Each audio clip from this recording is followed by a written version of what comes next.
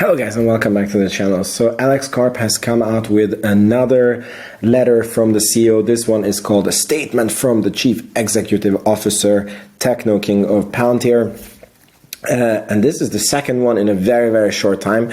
And this is quite significant for the stock. It doesn't do anything for the company, but it's very, very significant for the stock. So if you I'm going to read this for you guys, and if you like this type of content, please make sure you hit the subscribe button and give me a like. It helps out with the algorithm. And after I read it, I'm going to tell you why this is potentially very, very significant for the stock price. So here we go. April 19, 2023, some of the most significant technology companies ever created have been built and led by founders. Most of them have Elon Musk, SpaceX, Tesla, Zuckerberg, Facebook. Google is not an example, but yeah, there's countless examples of this. The market understands that this is anything but an accident. The retention of control and therefore freedom in crafting the shape of an enterprise, commercial or otherwise, is often what enables an organization to construct something consequential in the face of doubt and even dissent. So the reason why he's saying this is because he has very, very strong morals and philosophy about how Palantir should be. And he stopped the investor push when they were pushing that they should sell their AI to Russia and China and adversary nations. And I think that that decision at that time would have killed Palantir. But at that time, when they were making this decision, it looked like it was the worst decision ever. It looked like Tesla trying to not advertise at this point, which might turn out to be a super good decision in the future. In Palantir's case, I believe that the reason why the company is around is because Alex Karp had this very, very hard stance.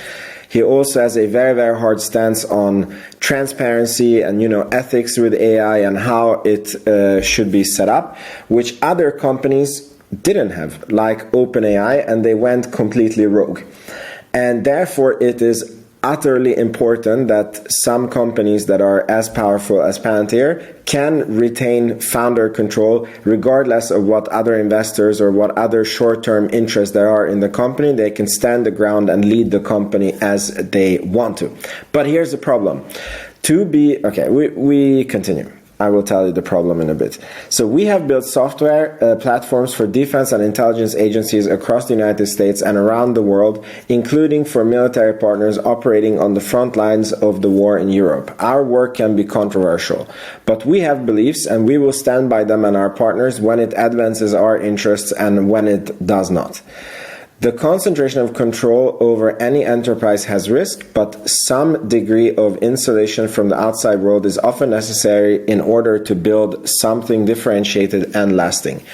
The company that determines the composition of the SP 500, an index of arguably the most prominent and significant corporate enterprises in the United States and by extension the world, decided this week that companies such as ours, whose founders retain effective control of the corporation through a separate class of shares, are now eligible for inclusion. The shift is a consequential one, not only for the markets, but for the country.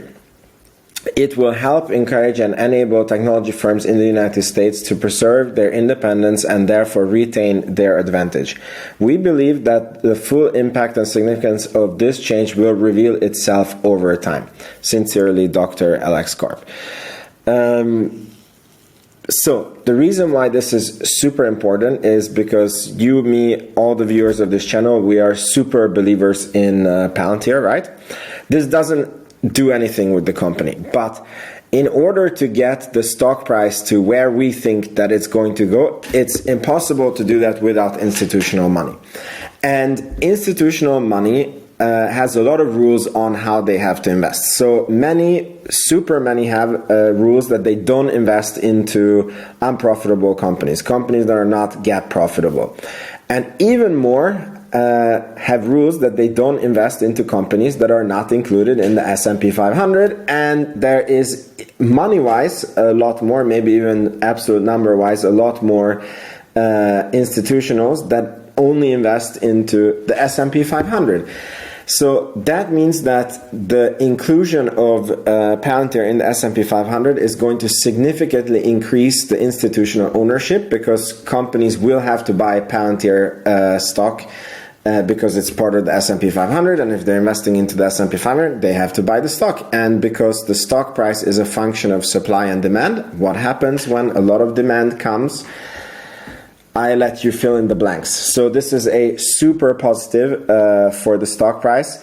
And there is one more thing that this is signaling, because previously there was certain rules of what it took to be included in the S&P 500, and there's still so obviously one of them was that you couldn't have the founder share, so that is not a barrier. So now the last barrier is that you need to have at least 4 profitable quarters.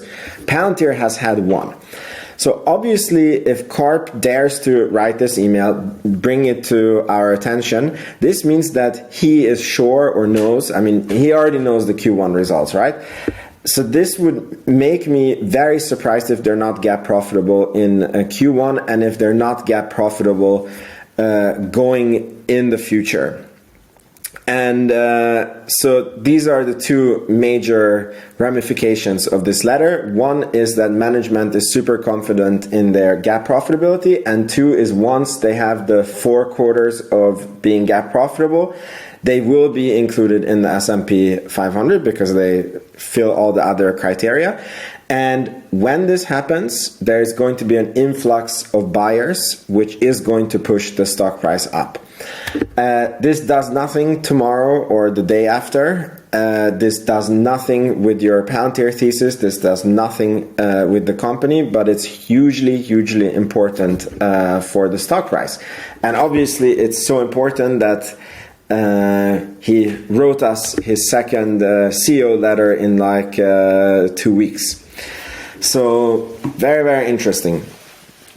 So tell me in the comments what you think about this.